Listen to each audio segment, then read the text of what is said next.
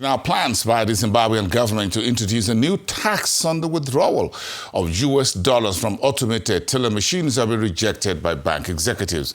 And that was just one of the provisions of the 2026 budget and the national development plans being kicked against by banks and other private sector leaders who met with the Finance Minister Ntuli Ncube and other members of the ministry. Now, let's take excerpts from that engagement. I think the import of the conversation we're having is how do we unlock this GDP? How do we get everybody to benefit from this GDP? I hadn't seen James's presentation, but it has struck me that our numbers at 53 billion are very significant. And if I'm to be fair, Honorable Minister, I quizzed the IMF and the World Bank on how accurate these numbers are. And they're very accurate. It's quite remarkable to collect $8 billion in taxes. And I think we have to congratulate government, we have to congratulate industry, and all the other players for their efforts to get us here. When you look at the high-level numbers, if you are able to grow GDP, double it in 5-6 years as we saw, that's remarkable. In my entire working life, and I started working in the early 90s, I don't remember a single-digit inflation. So again, we congratulate our government for their efforts to getting us here. And below 5% in April. This is quite remarkable. Honourable Minister, I'm not going to have a very technical opening remarks because we've got a lot of technocrats coming up. I'll just talk about some of the high-level things that are concerning us right now. Ease of doing business, we welcome the ease of doing business efforts that have been led by the Ministry of Finance working together with the World Bank and in association with the stakeholders. We understand that there are transitional issues that may be arising, and we would like to see an allocation towards the transitional mechanism. We recognize that overnight you're going to reduce the incomes of a lot of organizations. And if we don't manage that transition properly, if we don't put resources towards that transition, we may not get to where we want to be. We're keen to be part of that conversation if there's room for us, but we understand that it may cost money for us to do that. The conversation we welcome around de-dollarization. We welcome that. It's a key issue for all the members in the room, as I'm sure it is for you in government. We welcome the milestones that have been outlined. We would like to see those go into legislation. And we feel that the 2030 date might be a noose that we've placed around our own necks, which is not necessary. So we would like government to consider legislating the milestones and moving away from the date.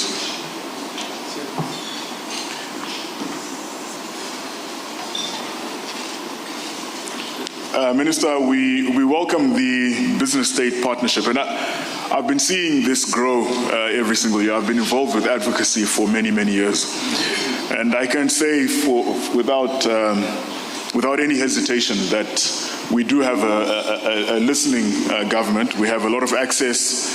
We have very robust conversations, and we look forward to a robust conversation again today. And I think you can see that with both the PS and the Minister here, how seriously they do take our opinions. Finally, Minister, we anticipate that now, with inflation where it is and capital markets starting to improve, we need to start thinking about deepening these financial markets. We've not really had any breathing space to do that. I remember when I started working, I don't even know how many financial institutions there were, discount houses, asset management companies, etc. And I think perhaps it's time to start looking at the infrastructure so that we start moving in that direction. We welcome the new stock exchange that's coming, but we feel there's more work that's required. Let me perhaps start with the theme of the budget itself. The theme of the budget refers to deepening economic growth and structural transformation towards achieving Vision 2030. The basis for these drivers of growth is NDS2. So the new NDS2, and I'm going to send CZI, I'm going to send you a PDF version of NDS2 today, so that you can circulate it to anybody and everybody in this room. Then you will see why this is the basis for actually there's some slides as well there. They'll be running as I speak. So what you'll find in that NDS2 document is 10 pillars. These 10 pillars are the drivers of economic growth and transformation. So you've got a summary of the pillars somewhere. I'm sure there is. Let's get to the pillars. So macroeconomic stability. Colleagues have referred to that. Inclusive growth, infrastructure, housing, food security, agriculture, and the climate and environment, those kind of things. The digital economy and human capital development, creating jobs, making growth more inclusive, devolution, making sure that those in the provinces can contribute to choosing the projects that will change their lives. Social development, gender issues, building the image of the country. What media is doing now is part of that a growth story which is driving the pillar of image building and communication, and then governance, peace and security. I always say that if you think peace is expensive and you don't want to finance security forces, try war. It's more expensive. So the minister gave them too much budget. No. You did it for peace. So these are the drivers of growth that we've identified through NDS2, and the budget is trying hard to finance these drivers of growth, for which then ministries are then mapped onto each of these pillars. And also the incentives that we put in place, the various taxes and so forth, also can be mapped to these pillars very, very easily. So I really wanted to start there and make that very, very clear. My second point really is on the slides. Please, all those slides that you present, I want all the slides. Nasi. All of them. Beautiful slides, a very good detail. I really love your slides, all of them, without exception. I want those slides today. Let me start with the presentation. Was it Mukoko? Did I get it right? Tinash, on whether are we growing or not. And his analysis shows that we are growing. It's very clear. So I don't understand why anyone would even doubt that we are growing. We are growing. But there's someone out there is doubting that. You see, a little bit of economics, macroeconomics 101. There are three ways to compute GDP and its growth, right? There is what you call an incomes approach, then an expenditure approach, then a value-added approach. Those three should largely align. So by choosing delta as an example to show that's 0.82% correlation between delta sales growth and GDP, that really speaks to the big consumer goods, right?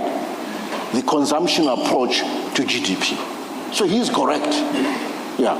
So consumption approach shows that the GDP is nothing other than a private consumption plus investment plus government expenditure minus taxes plus X minus M, which is exports minus imports. Remember it from first year economics, anybody? Y is equal to CIG minus T plus X minus M. Remember it? That's expenditure approach. Because we are basically changes CIEGU incomes approach. Incomes approach recognizes 4 factors of production. Profits from capital, wages from labor, we have rent from property, and then we have interest from financial capital. And then again, you have to add the difference between taxes and subsidies. That's an incomes approach.